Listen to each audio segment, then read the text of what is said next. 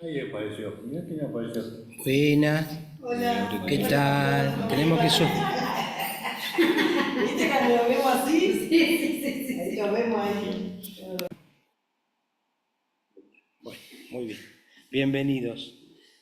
Pastor Emanuel, ¿podemos comenzar con una oración? Bueno, oramos ahora. Amado Dios, te adoramos, Señor. Te queremos dar gracias, primero que nada, Señor, porque la mejor forma de dirigirnos a ti es con acciones de gracias, por tu gran amor, tu cuidado, por la providencia que pones, Señor, por la salud que tenemos, por la familia, por todo lo que pones a nuestras manos. Y hoy, Señor, nos acercas a tu palabra de una manera diferente, Señor, poder analizar, Señor, esta propuesta que tenemos, acercarnos a conocer un poquito más de tu persona, Señor, que sin lugar a dudas tan grande, tan maravillosa, y en tu gran humildad nos permites hacer esto, Señor, poder conocer un poquito más de ti. Gracias, bendice al profesor, Dios mío, dale la lucidez que necesita y que nosotros podamos poner toda nuestra atención para poder adquirir, Señor, aquello que tú deseas que podamos cultivar en nuestra vida de fe, Señor. En el nombre de Jesús, bendice a los hermanos que están conectados y si hay alguien que no ha llegado aún, Señor, ayúdalo a llegar. En el nombre de Jesús, amén. Amén. Gracias, Pastor Emanuel. Bueno, antes que nada, bienvenido al team que nos heredó la hermana diaconisa Nelly Hammond. Y me dijo que le prestara mucha atención a dos alumnos, que dice, según ella, bastante retobados. No sé por qué. El yerno y Fernando. ¿Me llamaron? ¿Hablaron de los renovados? Bueno, y creo que Daniela, vos también estuviste ya en algunas clases de los sábados. Bueno, bienvenidos. La idea es si bien este es un estudio formal del seminario para todos los que se quieren capacitar en el estudio de la palabra de Dios, lo que hacemos los sábados es más a nivel iglesia y más con los hermanos que recién van arrancando con algún conocimiento de la palabra. En la pantalla ven la cortina. Ahí. Bueno, gracias. Es mi asistente de imagen. No, tenemos dos secretarias, asistente de imagen. No. Entonces, pensamos con este grupo y el equipo pastoral también, que esta materia, junto con otras 4, que esta es Cristología, después tenemos Misión de la Iglesia, Culto Cristiano, homilética e interpretación bíblica. Homilética es el arte de predicar o de la oratoria. Con esas 5 materias es como que se puede dar un pantallazo de que hacia dónde apunta el Seminario Emanuel. Pero el Seminario Emanuel, muy a pesar de que por ahí los hermanos dicen, seminario, si bien tenemos clases, digamos, de cierto nivel para arriba, como fue con el pastor Daniel Oliva en Evangelios Sinópticos, donde la tarea me estábamos hablando que es más complicada, el seminario en realidad es una tarea de entrenamiento y de acercamiento a la palabra de Dios, pero por sobre todas las cosas para saber qué cree Alit, porque el seminario es el brazo teológico de la Asociación de Iglesia de Dios, o sea, de nuestra iglesia. Si bien es interdenominacional, y hay lugares, como en su momento lo tuvimos acá en Comodoro Rivadavia, donde había hermanos de otras congregaciones, y de hecho no lo hacíamos en el templo, lo hemos hecho en salones prestados para que fuera, digamos, imparcial la cosa.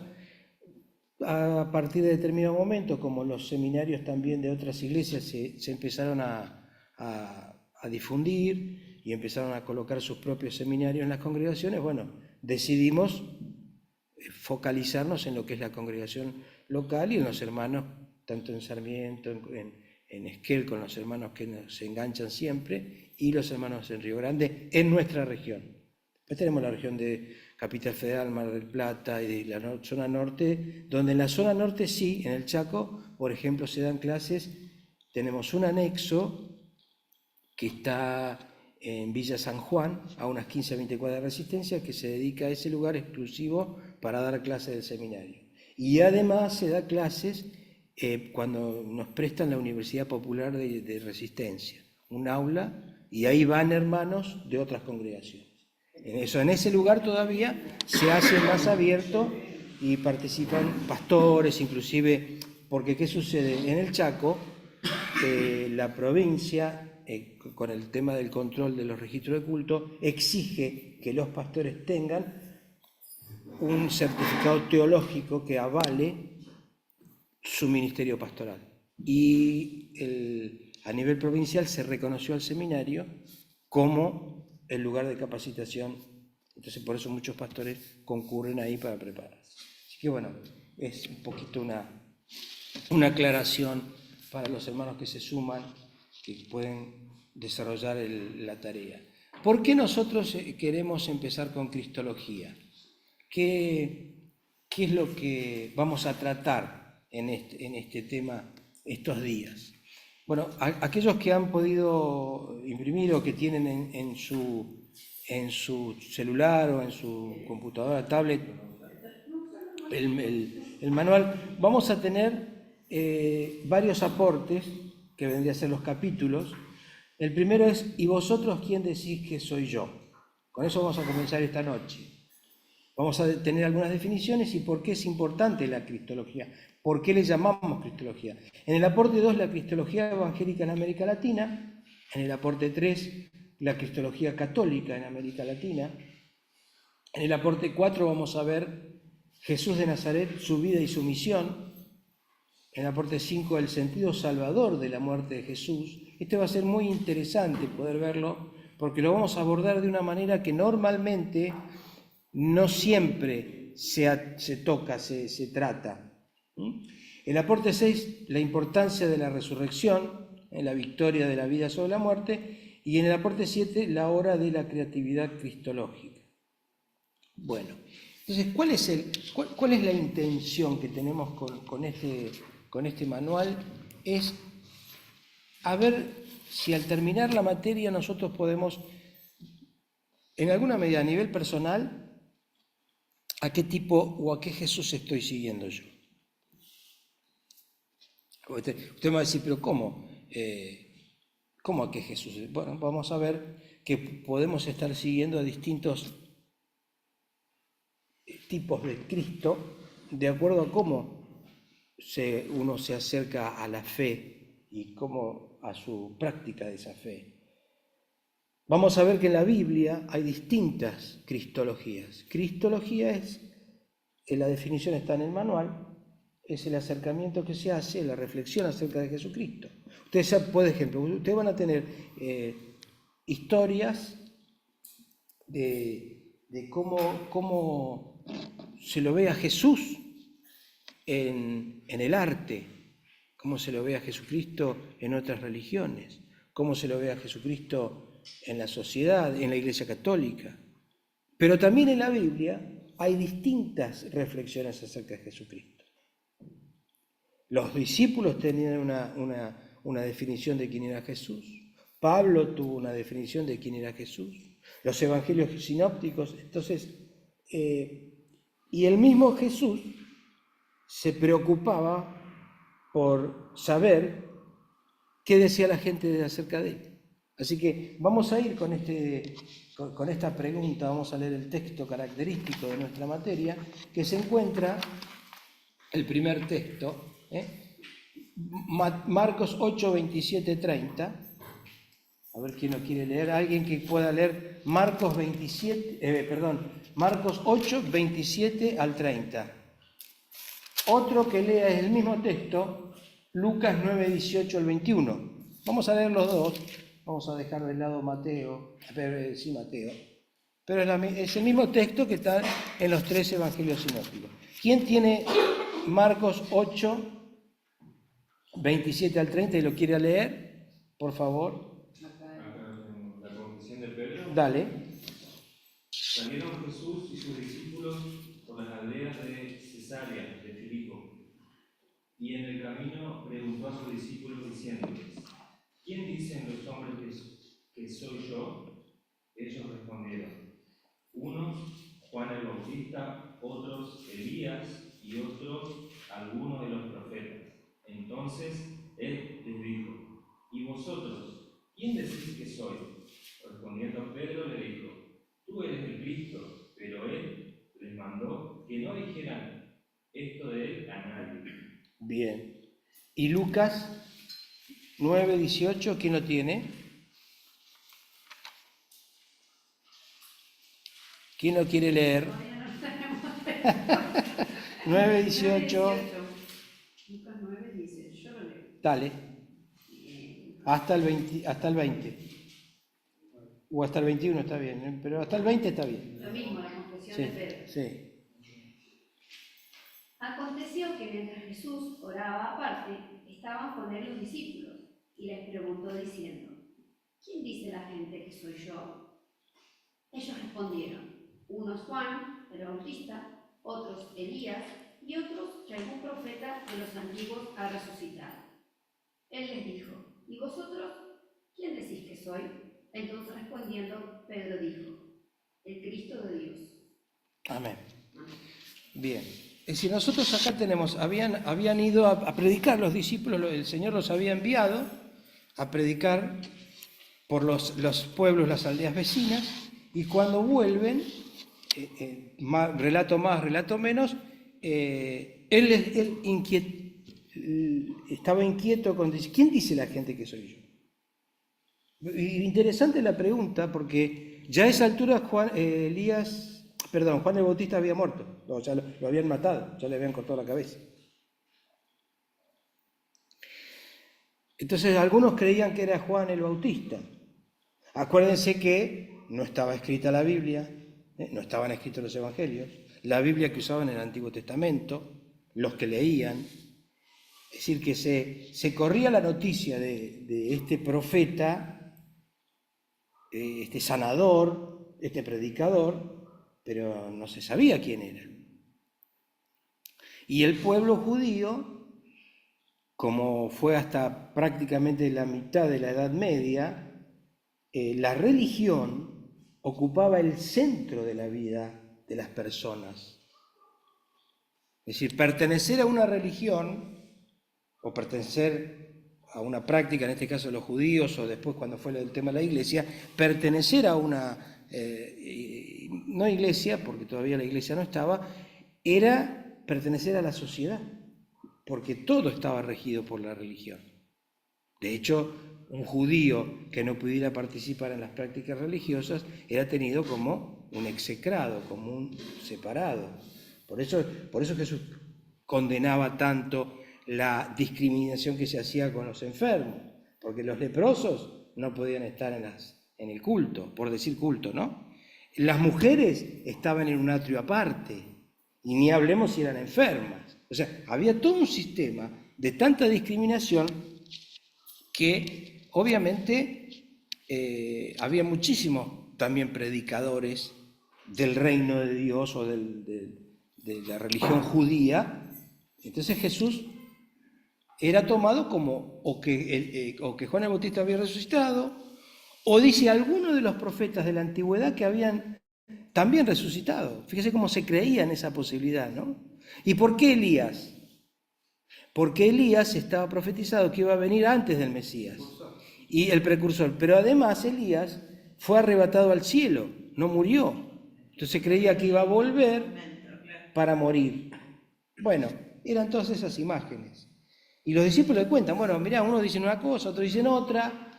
Pero claro, de repente Jesús le sale como siempre, qué lindo, ¿no? Jesús tiene esa, que lo que por donde menos te la imaginás, dice, bueno, ¿y ustedes quién dice que soy yo?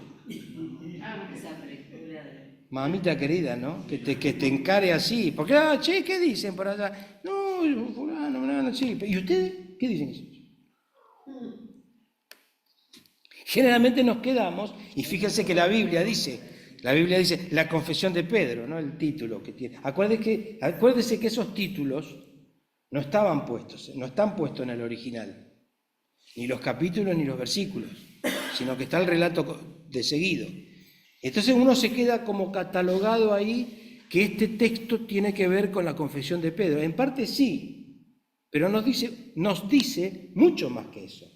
Claro, el que salta a Pedro, como siempre, Pedro el arrebatado, vendría a ser un Fernando como de los nuestros, ¿no? Siempre arrebataba. Antes era Camuso que la ligaba, ahora la ligamos. Alguno de punto. Y Pedro enseguida, y bueno, obviamente tenía razón. Y en otro de los textos dice, bienaventurado eres porque no te lo reveló carne ni sangre, sino mi Padre que está en los cielos, lo que puso la revelación de que Jesús era el Cristo en el corazón de Pedro, ¿no? Pero esto tiene más allá, una explicación más profunda. Sigue vigente esa pregunta para nosotros también hoy. Para los discípulos tenía porque yo me pregunto, ¿y los otros 11? Por ejemplo, vamos a imaginar, no lo tenemos registrado en la Biblia, así que no podemos decir que sea así. Pero dentro de esos 12, Pedro dice, tú eres el Cristo. Bien, no sabemos si todos estaban de acuerdo. Teóricamente sí. Judas, por ejemplo, también estaba de acuerdo que era el Mesías, seguro. Pero Judas pensaba que Jesús iba a hacer la revolución por la fuerza. Y cuando vio que no iba a ser así, lo entregó. Dijo, bueno, por ahí reacciona. Es una manera de pensarlo, ¿no? Los que defienden a Judas. Pero también estaba Mateo. Mateo era un publicano, era del bando de los que cobraban impuestos para el imperio de Roma. ¿Cómo lo vería Mateo a Jesús? Después estaba, justamente, había uno que era terrorista, Celote. El terrorista, el que creía justamente que el Mesías iba a venir a restaurar el reino de Israel y que le iba a devolver el poder al reino judío y iba a vencer a los romanos. Entonces lo seguían creyendo que Jesús era un libertador religioso y militar y político. Así que todas esas apreciaciones estaban. ¿Cuál más correcta? Seguramente Pedro, porque Jesús era el Mesías, el prometido de Dios, el que envió el Señor para salvar. Al principio, los judíos creían que era solamente a Israel, pero Jesús vino a salvar a toda la humanidad, ¿no? Que esa es la otra apreciación. La mayoría de los judíos decían, bueno, pero creían en un libertador temporal, político, religioso, y en realidad Jesús vino de otra manera a libertar y de otros aspectos al problema de la humanidad, que era el pecado, no solamente como ellos miraban. Por eso nosotros hoy tenemos esta pregunta. ¿Quién decimos nosotros que es Jesús? Y de acuerdo, por eso dice nuestro manual, por ejemplo acá el manual pone que el arte, ¿no es cierto?, habla de las canciones, la famosa canción de la montaña, o la película o la obra de arte Jesucristo Superstar, o los refranes. Y por eso la primera tarea, que ustedes no tienen escrita en el cuaderno, pero que hay que hacer para mañana, traerla no escrita, sino traerla esbozada en su barrio. ¿Qué expresión cristológica hay?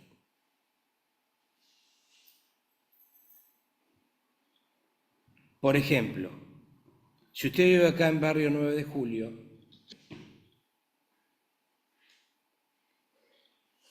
¿cuál sería una expresión cristológica?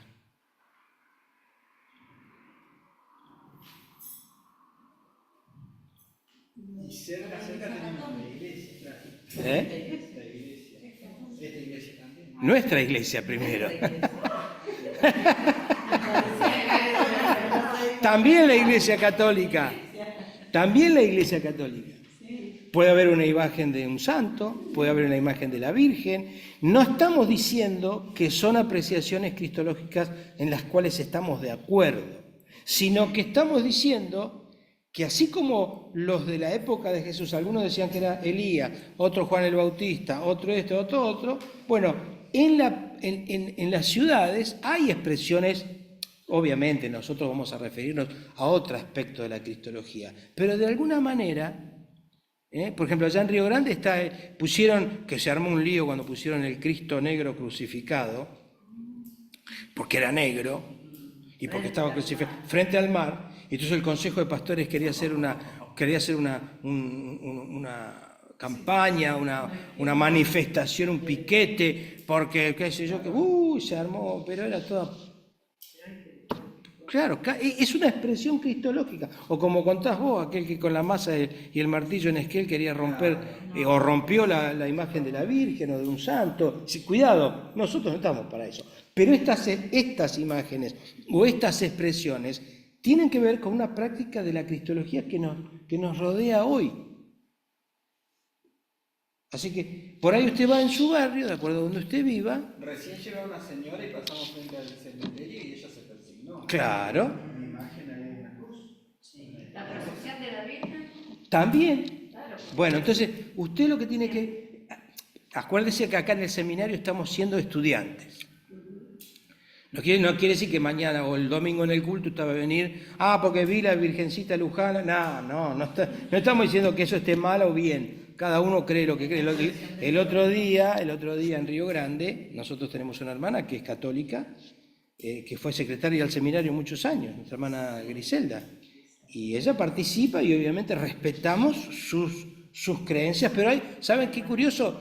Me mandó un material que ella había estado viendo de cristología, como cursillo católico, y tiene muchísimas cosas parecidas a la nuestra, pues claro, porque obviamente ellos creen en Cristo.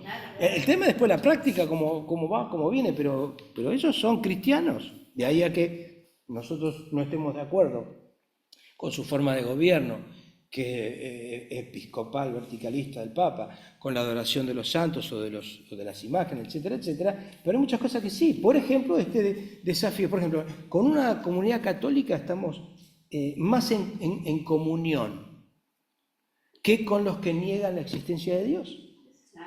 Y ante una sociedad cada día más alejada de Dios. Por ejemplo, ¿cómo denominaríamos a un barrio? Yo me acuerdo cuando hacíamos los primeros cursos acá, los barrios donde no hay ninguna iglesia, donde no hay ninguna imagen cristológica, donde no hay ningún templo evangélico. Generalmente son barrios pudientes.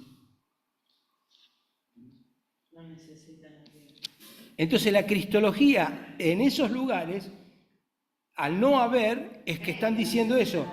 Claro, no, obviamente. Pero ¿cuál es la manifestación? Vendría a ser la manifestación de la no cristología. Porque ellos, y eso el otro día nos olvidamos en Río Grande, pero sí también hay lugares donde el estatus, el nivel social, la economía, el poder adquisitivo, la gran casa, los grandes autos, el pasarla bien, esa es la cristología de ellos. Por ejemplo, bueno, acá cuando lo hicimos los primeros años, 2002, 2003, 2004, que hicimos esta materia la primera vez, o un poquito más adelante, era el barrio Roca o el Pueyrredón, que eran como... Claro, ahora vos ya por ahí tenés barrios privados en las salidas inclusive de Comodoro, donde por ahí sí, obviamente, hay creyentes, no decimos que no. Lo que estamos diciendo es que expresan como que no necesitan a Dios. Entonces ¿por qué voy a esto? Voy a esto porque fíjense que en el último párrafo de la página del paso 2, bienvenida, hermano, bienvenida. El último párrafo del paso 2, que vendría a ser la página... Yo lo tengo en la página 3, no sé dónde lo tiene usted. El último párrafo, de hecho, todas las comunidades... Dale, sí. De hecho, todas las comunidades de fe y todos los cristianos hemos heredado determinadas cristologías, las cuales expresamos a través de los signos, los sermones, la educación cristiana, la evangelización, la diaconía, el trabajo pastoral, etc. La cristología que tenga una comunidad determina su manera de ser iglesia y su visión sobre lo que es su ministerio en el mundo. También determina la clase de salvación que ofrece. Así que cuando predicamos un Cristo solo espiritual, ofrecemos una salvación únicamente para el más allá. Se dan cuenta, ¿no es cierto? Por eso no es un ejercicio más, sino que de todas las comunidades de fe, todas, y todos los cristianos hemos heredado determinada forma de creer en Cristo. Por eso determinadas cristologías.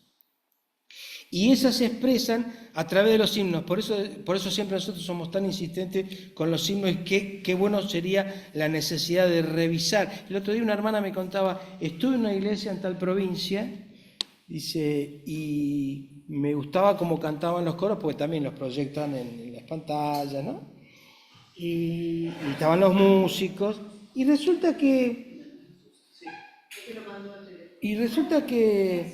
no los conocía esta hermana, hace mucho que va a la iglesia.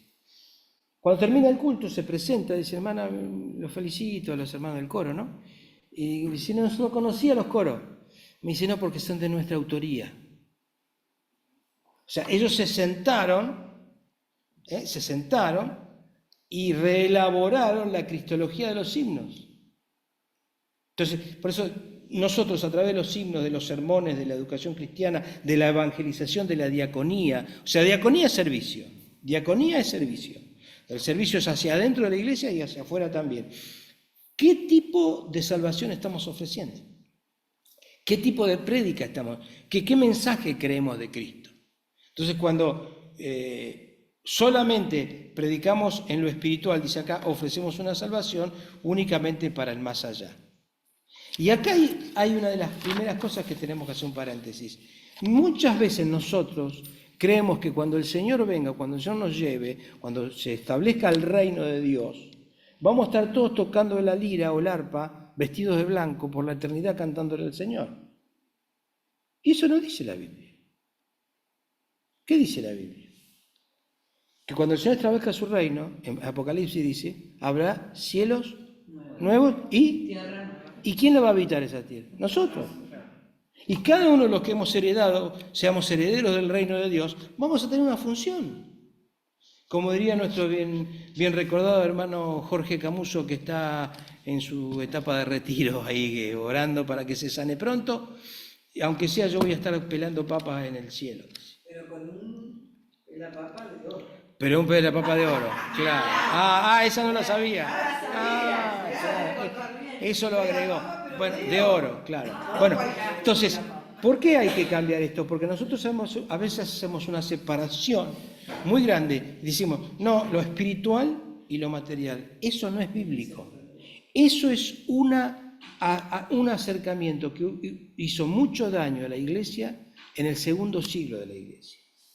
Es decir, ya habían pasado casi 200 años de la obra de Jesús, y en el segundo siglo se infiltró, en realidad empezó a hacerlo desde finales del primer siglo de la iglesia, el pensamiento griego.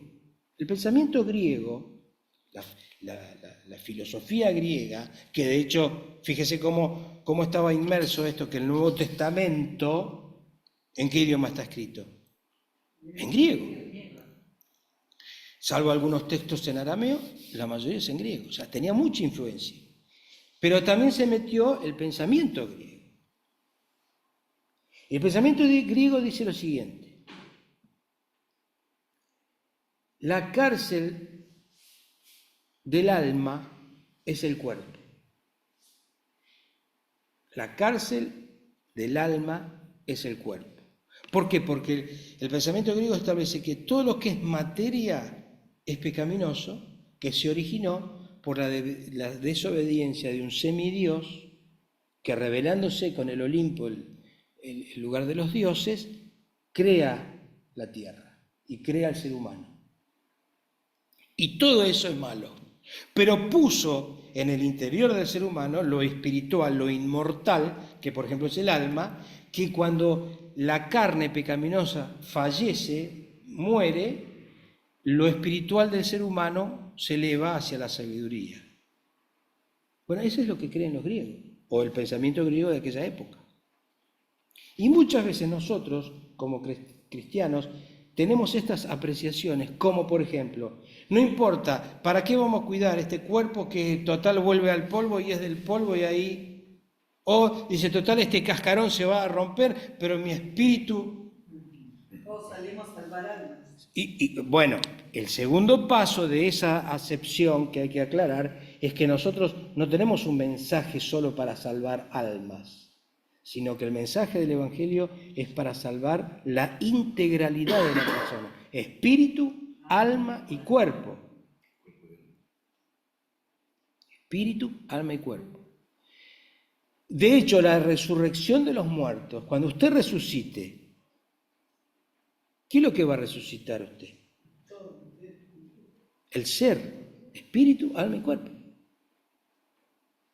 Lo único que una vez escuchamos a un sacerdote, que acá en Comodoro lo escuché, en un programa radial, que decía que él estimaba que el cuerpo humano resucitado iba a ser más o menos como cuando usted tenía 15 años. No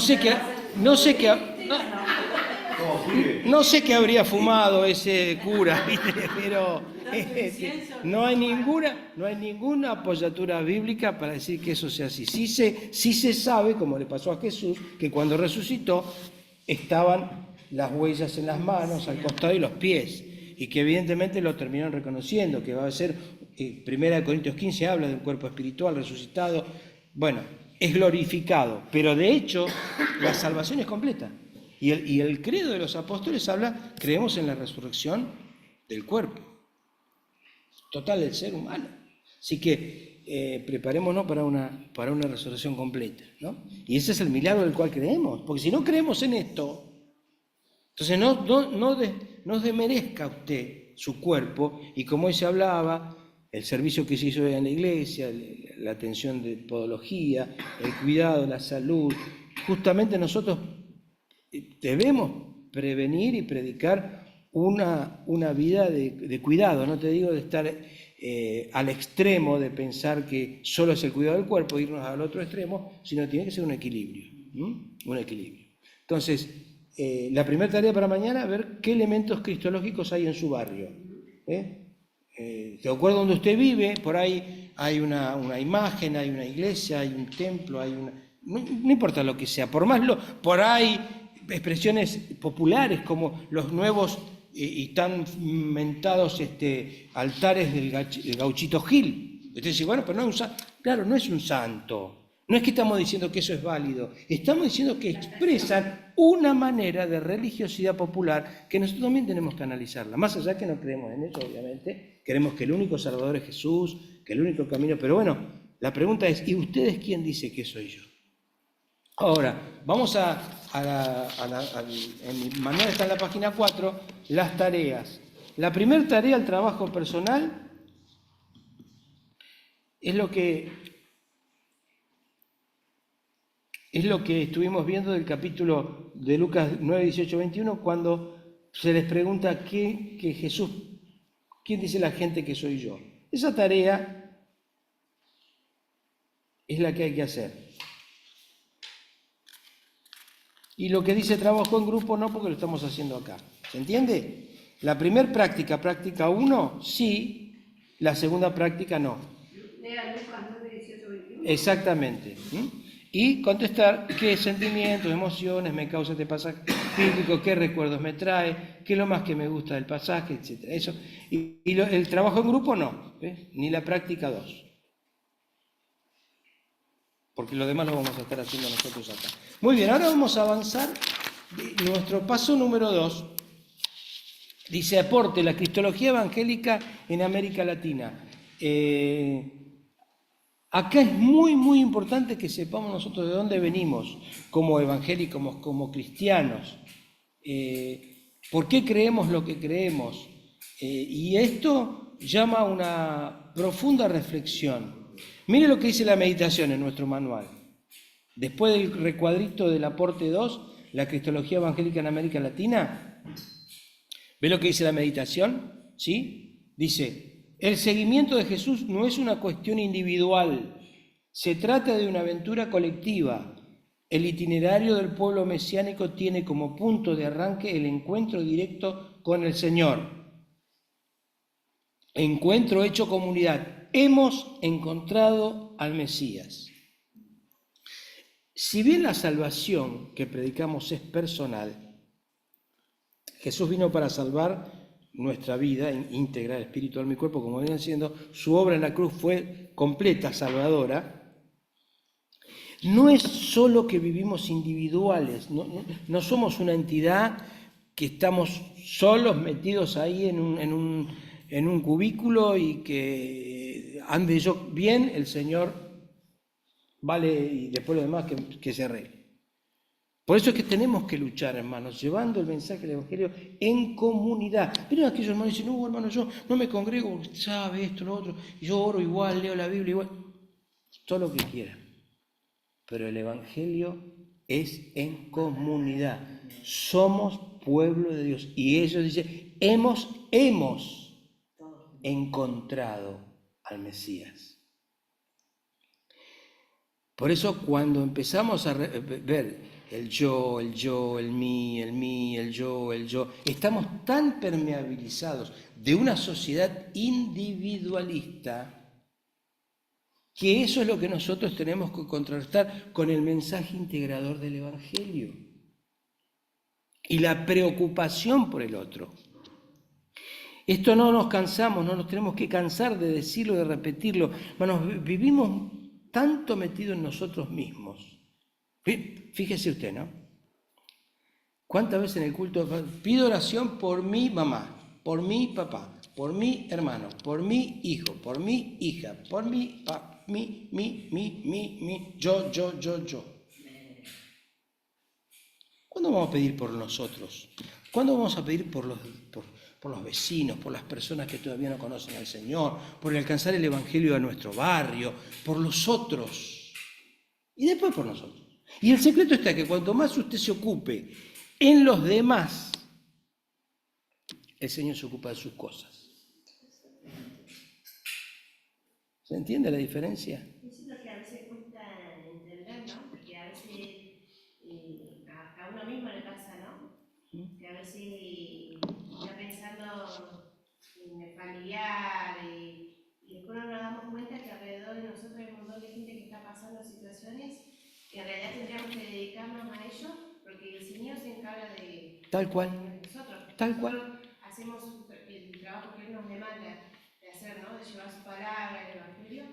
Él se encarga de que nuestro ámbito, nuestra familia esté, en el sentido esté resguardada en su mano mientras nosotros hacemos el trabajo. Tenemos esa tranquilidad, esa paz. Y a veces nos cuesta entender eso, ¿no? Tener esa tranquilidad, esa paz.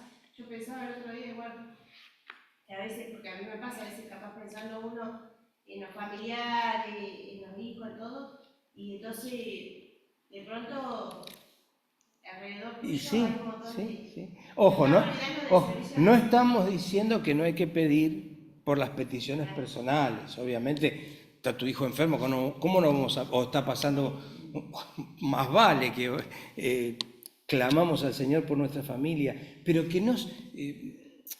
es decir, salta solo. Hay que salir del mí, del yo. Hay que salir, claro, hay que tratar del pensar en nosotros, como siempre también insistimos, hermano, faltó la hermana del culto, faltó. No espere que el pastor o el equipo pastoral lo esté llamando, mándale un mensajito a usted, hermana, ¿cómo estás? ¿Cómo te va? ¿Qué pasó? ¿Estás bien? ¿Estás mal? Como comunidad, como familia de Cristo, como familia del Señor. Eso transforma y además nos hace acercar de otra manera a la fe.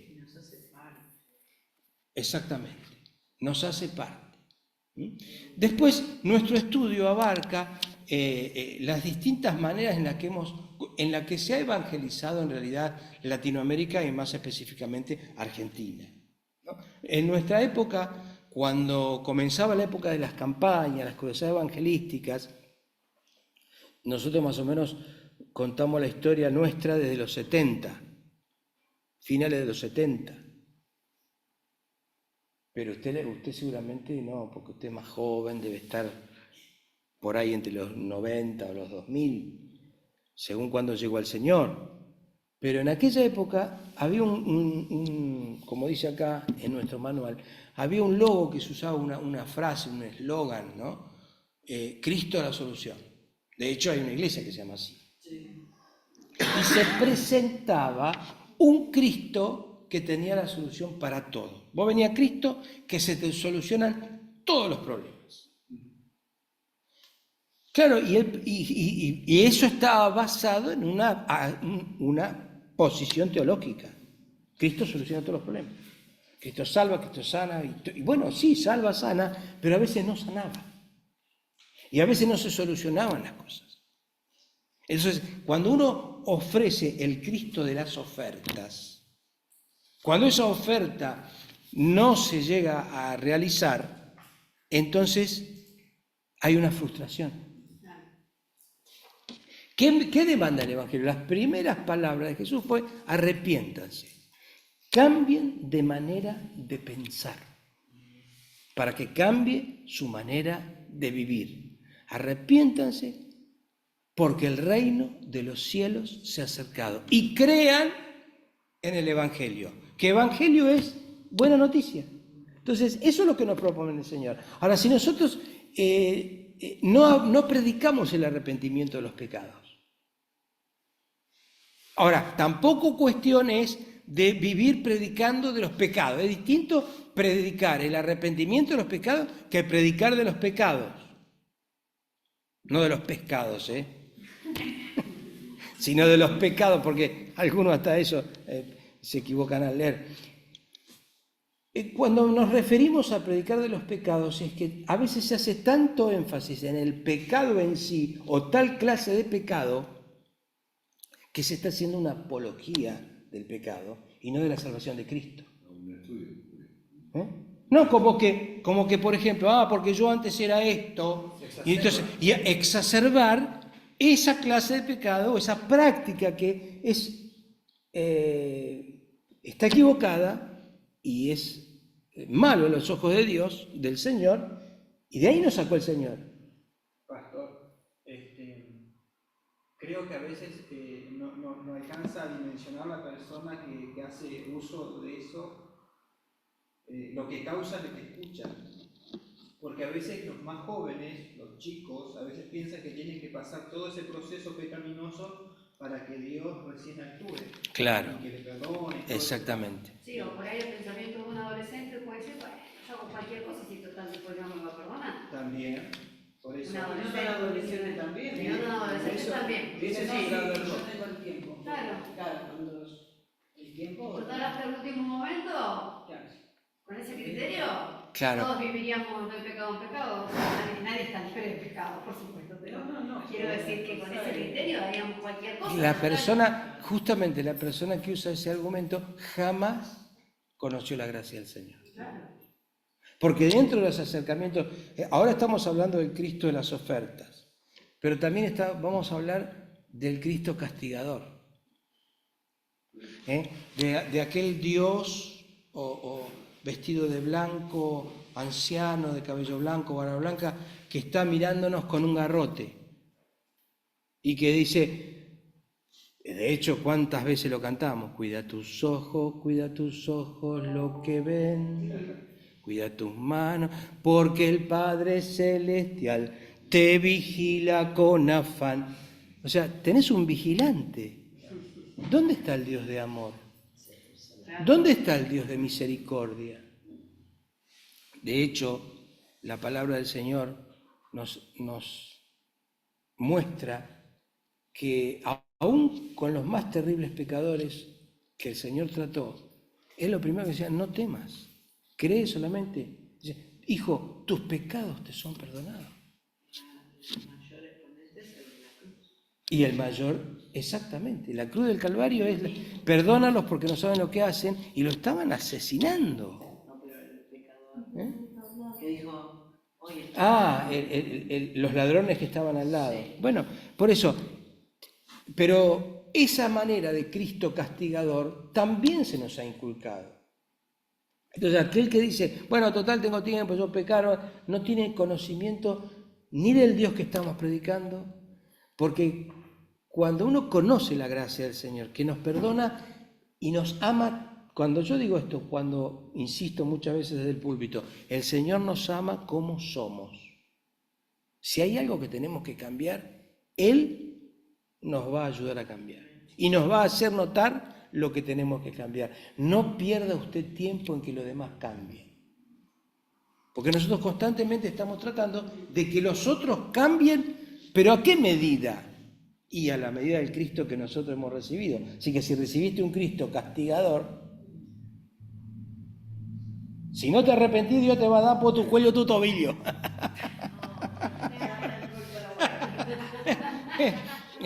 Entonces, Creo que justo ellos escuchaban la noche que me decía lo que pasa que a esa persona le pasó eso porque carga el pecado de su madre, de su padre. Por eso te pasa eso.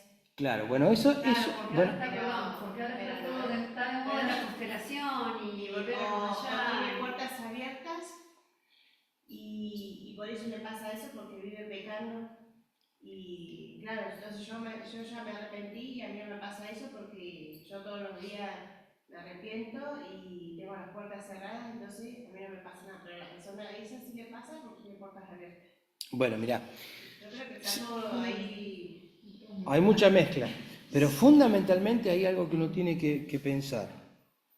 Cualquiera sea la propuesta, cualquiera sea el argumento, como te lo dijeron o de otra forma, todo lo que implique que yo tenga que hacer algo para que Dios me ame más, entonces ¿para qué murió Jesús? Imagínense que si yo tengo que andar recordando de mis generaciones, primero que por ejemplo a mi papá lo abandonaron en la casa cuna, solo con el certificado de nacimiento, Agustín Bustos. Así que yo de los antepasados de mi viejo, por más que quiera, no lo sé. Entonces cuando yo llegué al Señor, dije, bueno Señor, perdona, yo me arrepiento de mis pecados y te pido perdón por mi familia, por lo que pasó, ya está. Porque si no, la sangre de Jesús derramada en la cruz, su vida entregada por nosotros, sirve, pero pará, vos tenés que hacer esto, cerrar todas las puertas, hacer lo otro, no. Yo llego a Cristo, Cristo es la puerta. Yo llego a Cristo, paso por la puerta, es Cristo. ¿Qué hizo Cristo? Todo por mí. ¿Qué hago yo? Lo único que me pide el Señor, que me arrepienta. Ahora, si yo tengo que andar pensando, mi tatarabuelo que era esto, lo otro, es un evangelio por obras, es una salvación por obras. Por eso, cuidado, porque nosotros muchas veces lo que terminamos predicando, que tantas veces se habla en contra de la Iglesia Católica, que es la salvación por obras, nosotros también terminamos predicando un evangelio por obras, porque si no oramos, si no ayunamos, si no cerramos todas las puertas, si esto, si lo otro. No, hermano, el evangelio es gracia. Esa gracia del Señor te ayuda a vivir libre. No para hacer lo que a vos se te canta, porque dice la palabra del Señor que así cuando abundó el pecado, sobreabundó la gracia. Quiere decir que la gracia sobreabunda, te sobrepasa. Entonces vos con tu corazón ya no haces esto por miedo a que Dios te castigue, sino que no lo haces porque no podés fallarle al amor del Señor que te dio la vida y la salvación de tu alma y de tus pecados y de tu vida entera. No tenés que hacer nada. Y eso cuesta mucho, hermanos, porque lo tenemos muy metido en nuestro ADN, porque venimos de un catolicismo, venimos de esta salvación. Algo tengo que hacer. Algo tengo que hacer. Cuidado con eso, porque aún nosotros, me pongo en mi primer lugar, aún creo yo que por ahí, porque estoy sirviendo al Señor, el Señor a mí me ama más. No. Yo siempre cuento que cuando trabajaba en el banco, tenía mi familia, predicaba el evangelio, pastor de la iglesia, pastor de otro seminario, esto, lo otro, iba, venía, subía, viajaba para acá, para allá, servía al Señor. De repente, Para que se despierte. caigo en la cama del hospital, cáncer, operado, inmóvil. Obviamente aparecieron los que decían, por algo será, que esa es la famosa teología de la retribución terrena, que no es bíblica. Pero además, en mi interior empecé a escuchar la vocecita del Señor que decía, bueno, ¿y ahora? Que no puedes congregarte, que no me puedes servir, que no me puedes predicar, que no puedes hacer el seminario. Yo te quiero a vos, no lo que vos haces para mí. Yo te amo a vos. Entonces no esperemos que nos llegue el tener que estar tirado para arriba para mirar. Señor nos ama como somos, no por lo que hacemos. El Señor te ama como sos. Pero Señor, dijo Pedro, el mismo Pedro que dijo, tú eres el Cristo, el Hijo del Dios, también dijo, apártate, Señor, de mí que soy pecador. Y Jesús, ¿qué le dijo? A partir de ahora serás pescador de hombres. O sea, no le tuvo en cuenta lo que era Pedro. Por eso, hermanos, esa mirada tenemos que empezar a cambiar. Porque lamentablemente tenemos esta precisión. Por ejemplo, el otro Cristo que está acá, que hemos recibido, es el Cristo asocial. ¿Qué es el Cristo asocial? Es un mensaje que se trajo también a nuestras tierras, donde había que apartarse del mundo, inclusive había que abandonar la familia. Había que dejar todo vínculo familiar de los padres, de esto, de lo otro. No, porque mal tomado el texto que dice, el que no dejare su padre, su madre, no es digno de mí, o el que no aborrece a su padre. Mal interpretados, y te hacían abandonar todo, y te hacían recluir, y de ahí se agarraron muchos, y fueron sectas. De hecho, nosotros con mi esposa, en ese tiempo éramos novios, habíamos caído en uno que casi a mí me echaron de Fanacoa. Yo era cadete en Fanacoa, hubiera tenido, pero trabajo por años asegurado, y nos mandaron a hacer ayuno, oraciones, estábamos alejados, mi mamá se volvió loca, mi papá, vino el jefe de personal a buscarme, claro, estábamos recluidos. El jefe personal de Fanacoa en ese tiempo, ¿por qué? Pues claro, porque qué raro, Carlitos, chico que nos gusta cómo está trabajando, cumplidor, ¿qué le pasó? Estuvimos a punto de ser cooptados y de un lavado de cerebro. Nos hicieron quemar nuestras cosas. Cristina, mi esposa, tenía premios, medallas, copas por haber participado en los torneos Evita. Como que todo eso era pecaminoso y, uy, Dios mío. Bueno, el Cristo social. No es inocente eso. Obvio que no es inocente, es para cooptarte, es para tomarte y después te dominan, te manipulan. Entonces, eso también está en el Cristo social. O también el otro ejemplo es en las cosas que se prohíben. Yo siempre cuento el ejemplo verídico.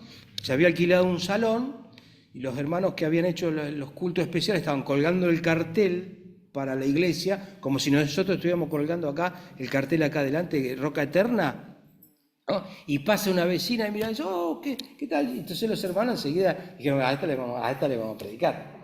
Entonces la vecina nos mira y dice, una nueva iglesia, sí, es una iglesia. Dice, perdón, ¿y qué prohíben ustedes? ¿Qué parte prohibir? Claro, o sea, una nueva iglesia, ustedes, algo tienen que prohibir. Y otro concepto que tiene la sociedad, del evangelio es le lavan la cabeza. Bueno, Le lavan la cabeza. claro. No, te sacan Pero, plata, te lavan claro. la cabeza. Bueno, sí, en algunos Sí. algunos sí. Bueno, Algunos justamente sí, pero el en otro, mi casa ustedes cuando van, sí, claro, te lavan la cabeza, pero bueno, pero hay que tener cuidado, a eso vimos. El otro que no está en nuestro manual, pero que es el otro Cristo, que está hoy muy de boga desde hace por lo menos 20 años en Argentina, es el Cristo de la teología de la prosperidad. Yo caí. Lamentablemente, la mayoría de las iglesias pentecostales, prosperidad, que te predican un Cristo mercantilista, un intercambio. En realidad, te están sacando la plata. Y solo los que, ojo, y esos sistemas no son inocentes porque son los famosos sistemas de multinivel de ventas y de multiestafas. La primera que fue conocida a nivel mundial fue por eso le dicen el sistema Ponzi, que es italiano, donde esto es como ahora hace poco acá en Argentina, el que está preso, que vos ponés plata y vas invirtiendo y vos tenés que traer más inversores y por tantos inversores que vos traes, más ascendés de nivel. Bueno, el Amway también. Exactamente, La criptomoneda y las pirámides. exactamente, las estafas piramidales tienen que ver con el sistema que se trató de implementar y que de hecho está vigente en muchos lugares, en muchas iglesias evangélicas, que te hablan de sembrar, de poner, que vos tenés que tener tu grupo de 12 y ese 12 multiplican y el pastor principal tiene 12 discípulos que a la vez tienen sus... Eso no es bíblico, hermanos, eso no es evangélico, eso es diabólico. Saquémonos la careta y lamentablemente hay grandes iglesias o buenas iglesias que estaban fundadas bien en la palabra de Dios y se desviaron. Bueno, tenemos el caso Bien fundamentada la palabra y que cambió. totalmente y ya no es lo mismo. Sí, Bueno, de los que vinieron de allá, de Río Grande acá se dividió en 3 o 4 partes. Yo caí antes de congregarme acá, fui No digan el nombre, no digan el nombre. está en la ruta 3, digamos, ruta 3 y Constituyente ahora. Y bueno,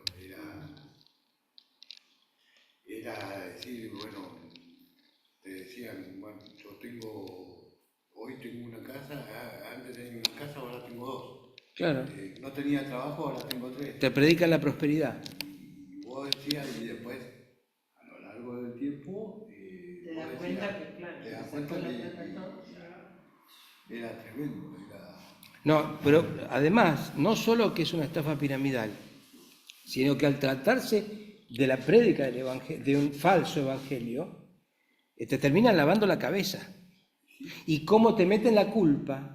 Nosotros nos ha pasado que con gente profesional, gente, médicos, licenciados, o sea, no una persona, vos decís, bueno, no está preparada, pobre, no pudo aprender a leer y escribir, la cooptaron, no, y estas personas han pasado años.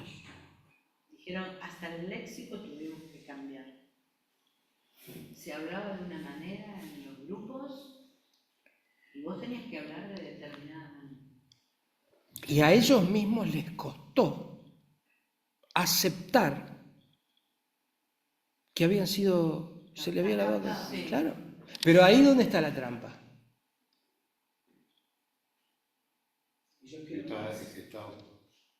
La trampa está en nuestra ambición del Dios dinero. Pues si vos me dices, bueno, la verdad que yo para qué quiero poner más, doble, triple, si Dios, ¿qué estoy negociando con Dios? Es como pagar un precio. Claro, no, pero vos estás sin, es decir, te está, Pagar el precio, cuanto más doy, claro, pero en realidad te está, claro, y bueno, ves que no es por obras, no es por gracia. Vale por lo que da. Exacto. Pero además, es la ambición del ser humano. La ambición.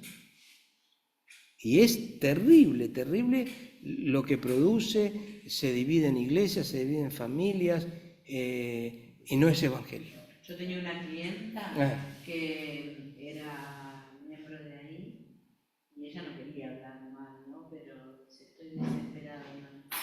Porque es un problema cada vez que voy a la iglesia y levantan la ofrenda y pasan con los... te miran de arriba abajo, a ver qué tenés. ¿No tenés plata? Bueno, pues tenés una linda cadenita. Dásela al Señor. Ponela para el Señor. Ah, tenés una pulsera. Dala para el Señor. Sí. Y yo tenía un collar de, dice ella, ¿no? Tenía un collar de oro con una medallita que me la había regalado mi esposo, que era de su madre, no sé, que tenía un valor más del valor monetario, el valor sentimental. Dice, y yo iba, la tenía que tapar así y no me la podía sacar porque mi esposo miraba que yo tuviera la cadenita puesta. Y cuando iba a la iglesia me la tenía que tapar así porque pasaban y me tiraban la cadena para que yo la ponga en la iglesia. Y dice, y he visto cuando le contaban la ofrenda, daban vuelta a la bolsa y había anillos, joyas, todo. Dice, ¿qué hacen con tanta cosa? Yo la verdad que no sé si eso es el evangelio, me dice, la pobre desilusionada porque Y después no quedó saber nada, se fue de la isla, se fue de la isla. La gente queda tan escandalizada Tan dañada. y que ese es el otro problema. la restauración de estas personas que quedan envenenadas con este tipo de falso evangelio No creen más en nadie. cuesta mucho que se restaure, pero muchísimo, como que fueron mochados, ¿no? Como que, y por ahí tenemos casos de hermanos que por ahí tratan de venir y quieren retomar y vuelven atrás. No, es muy difícil. Por eso volvamos siempre a la fuente del Evangelio, que es de gracia, que es de poder, que si, obviamente damos nuestras ofrendas, nuestros diezmos, lo damos como principio espiritual, y no, acá esto se cortó, Eugenio está acá, se cortó la computadora acá. Estás andando. Sí, no sé qué habrá pasado acá. No toques. Ahí está. Gracias.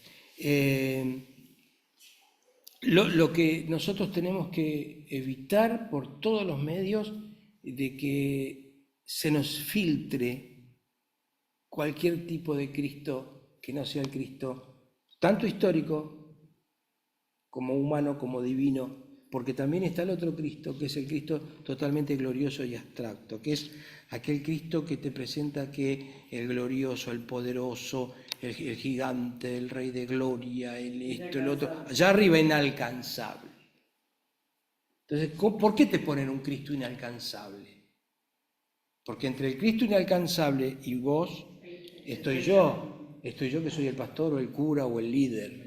Entonces yo soy el mediador. Cuidado con eso, porque nosotros decimos Jesucristo el único mediador, pero muchas veces al arengar de esta manera nos estamos poniendo en un escalón de superioridad que nadie nos puso.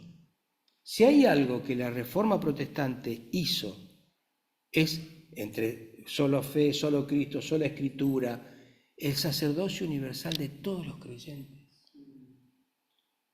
Si bien nosotros oramos, imponemos las manos, somos ungidos para poder ungir, todo eso está establecido en la palabra de Dios, no quiere decir que yo, por ser pastor, o tener el llamado pastoral, soy más que usted, o que mi oración va a ser escuchada más que la suya. No es así, no es bíblico.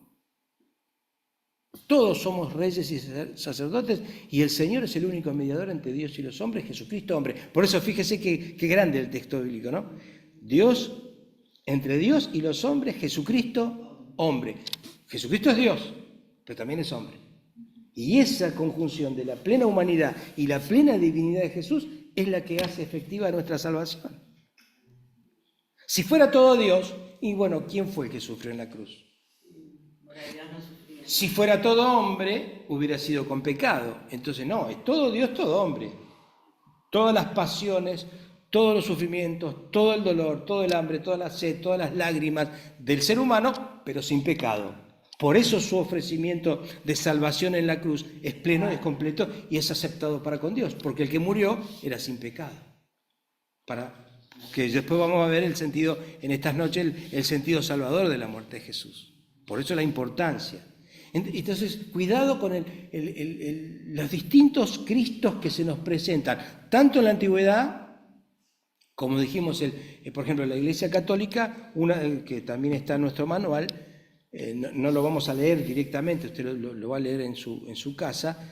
Una de las cristologías que trajo la Iglesia Católica era cuando venían los colonizadores, venía el español con la espada y el cura con la cruz. Y venían a cristianizar las tierras. Y de ahí viene nuestra cristología católica, que tiene mucho que ver con que muchos de los pueblos originarios no quieren saber nada con Dios o con Cristo, porque le trae el recuerdo de los genocidios que se han hecho, de las matanzas que se han hecho. Entonces, a veces nosotros cuando queremos acercarle a alguien el mensaje del Evangelio, hay que tener muy en cuenta a quién le estamos hablando, porque por ahí lo que nosotros usamos como palabra, como Cristo, como Jesucristo, por ahí ellos lo tienen identificado con una forma de opresión que sufrieron sus antepasados, que no es el Evangelio que le estamos presentando, pero él no conoce eso, él recuerda la injusticia que se cometió. Entonces, todas esas maneras tenemos que tener presente a la hora de evaluar nuestra cristología. ¿Cómo está llegando nuestra cristología a la gente? ¿Cómo nos ven a nosotros? ¿Como la iglesia que prohíbe algo más? como la iglesia que presenta el Cristo de las ofertas, como la iglesia de la social, que no nos mezclamos con nadie, que no tenemos nada que ver con nadie, o como una iglesia abierta, como una iglesia que se compromete con la sociedad, con la necesidad, con lo que está pasando hoy en Argentina y en el mundo. ¿Cómo nos ven? ¿Qué tipo de iglesia nos ven? Como una iglesia que está comprometida tanto en el día, en la noche, en el barro, en la calle. ¿Dónde nos ven? ¿Cómo nos ven? Porque obviamente a veces creemos que uno de los grandes problemas que tenemos como cristología es nuestro cultocentrismo. La mayoría de nuestra vida de fe se desarrolla en los cultos. Muchos hermanos dicen, bueno, yo voy el domingo, voy a alabar al Señor, llevo mi adoración, mi alabanza, escucho la palabra, doy mi ofrenda, mi diezmo, saludo a los hermanos, listo la cuota de cristología. Eso es el Evangelio. Hoy también la otra cara de la moneda, que sería los que por internet Claro. consumen a la carta. Sí, y claro. no se comprometen esto, por ejemplo, no hay comunidad, no hay comunión. Bueno, una de las cosas que me preguntaban el otro día, uno de los resultados de la pandemia fue que muchas personas no se volvieron a congregar y se quedaron solo en los cultos virtuales. No lo decimos por la gente de Esquel acá esto, porque ellos no están haciendo esto porque no quieren, sino que ellos están comprometidos con la iglesia y con el seminario, pero hay muchos hermanos que dejaron de ir a los cultos, pudiendo ir, y es otro de los casos. Por eso es muy importante revisar nuestra cristología. ¿Qué desafío? Y yo me quedo con esta palabra. Para mí, la primera vez que tuve esta materia me impactó a mí. ¿Y vos quién decís que soy yo? Pastor. Sí. Estaban acá los de Esquel, mira. Mira, justo con relación a esta última cristología que estabas hablando, de cómo llegó el español con su espada y el sacerdote con la cruz, cristianizando la tierra, tiene mucho que ver también con esta forma que se ve en muchas iglesias hoy, que andan tomando la tierra, decretando desde los montes, ¿sí? Hace unos días estuvimos conversando con una, es pastora ella, ¿no? Y de hecho han estado hace poquito tomando las rutas donde estuvieron liberándola, me decía, donde están, viste, las estrellas que se ponen en conmemoración de la gente que ha muerto, que ha tenido unos accidentes. Bueno, lo ven como un pacto satánico que hay ahí, entonces tenían que liberarla, entonces estaban decretando sanidad, liberación, y uno se pregunta de dónde viene eso, ¿no? Y tal vez, por ahí vos me lo puedas explicar, tal vez tenga que ver con esta forma, ¿no? Que todavía sigue esta manera de pensar de que hay que andar sanando la tierra.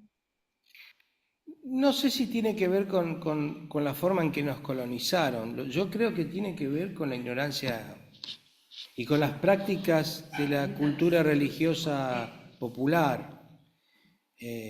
Así como está la difunta Correa, el gauchito Gil, están estos que andan liberando tierra y roca y piedra, y en cada baldosa ven un demonio. Es decir, cuando nos falta sustento bíblico, y verdaderamente a qué tenemos que estar dedicados, es como una espiral que entra en estas cosas. Cuando se espiritualiza todo, también está esa es otra forma de cristología, donde todo es todo un espíritu, el reino sí, el reino espiritual negativo existe, sí, obvio. Jesucristo obviamente liberaba a los endemoniados y los echaba fuera y no permitía que inclusive que hablaran. Pero nosotros hacemos todo un circo tan burdo con esto, que hay que tenerle cuidado. Pero bueno, más allá de esas prácticas, algunos las creerán. Yo creo que tenemos tanto por hacer por la palabra, de mostrar un Cristo humano, un Cristo divino, un Cristo que está al lado del necesitado, un Cristo que en vez de ir a liberar las cruces de la ruta, ¿por qué no va a visitar el hospital a los que están enfermos con vida? Porque eso pertenece a los muertos. Entonces hay muchas cosas, pero sí, porque vas a encontrar ejemplos de un montón de cosas. Y porque esta gente entra en ese ritmo de búsqueda de lo espiritual, de lo demoníaco, que insisto, ¿existe? Sí, pero tiene su ribete. No puede ser que toda mi vida cristiana la tenga que dedicar a echar fuera demonios. Ahí hay un desequilibrio. Si en cada cosa que yo hago hay un demonio, ahí hay algo que no está andando bien. Porque entonces vuelvo a lo mismo. ¿Para qué murió Cristo? Si la obra de Cristo en la cruz del Calvario no completa, sí, hay casos donde hay que orar especialmente, sí, la Biblia dice, oramos por los enfermos, oramos por los que están en opresión, oramos por los endemoniados, oramos por los que no creen, todo eso hay que hacerlo, sí, no hay que dejarlo de hacer, pero si yo voy a estar pendiente de que eso tiene que ser, digamos, el centro, ¿no? El centro es Jesucristo, cristocéntrico, ni para un lado ni para otro. Por eso vamos a terminar esta noche preguntándonos, ¿quién es para mí Jesús? ¿Quién es para mí Jesús? Como que nos estuviera preguntando, ¿y vos quién decís que soy yo? ¿Es tu Salvador? ¿Es tu amigo? ¿Es tu juez? ¿Está lejano? ¿Está cercano? Si existiría la posibilidad que nos mirara a los ojos, ¿no? Sí que nos mira, claro, pero digo, sí, frente a frente, ¿no? ¿Qué mirada sería? ¿La mirada cuando Pedro le dijo que lo negó? ¿O la mirada cuando dijo, Pedro, ¿me amas? El amor, pero el amor a veces también es mal pensado, porque se cree que por amor el Señor tiene que hacer todo lo que yo le pido. No, claro, eso no es amor. No, eso no es. Eso no sería amor, eso sería dominación. Claro, pero veo que la persona dice, no, pero si Dios lo va a hacer, porque yo le voy a orar para él, no, pero Dios te va a hacer a Dios. Pará, si Dios quiere lo va a hacer. Aparte, ¿por qué? Si uno se tiene que arrimar solamente a Dios porque quiero estar sano, porque quiero estar bien, porque por eso tiene que ser las buenas. Por eso, otra vez, ¿por dónde pasa nuestro centro? ¿Qué cristología? Por eso digo, Señor, que nos mire y que escuche lo que nosotros... Él sabe lo que nosotros, cómo le creemos y cómo lo amamos. Pero bueno, ayúdanos, Señor, a amarte un poco más, como corresponde. Querido Señor, te damos gracias en esta primera noche de nuestro encuentro. Gracias porque nos traes a esta reflexión, a esta manera de confrontarnos con nuestra propia cristología.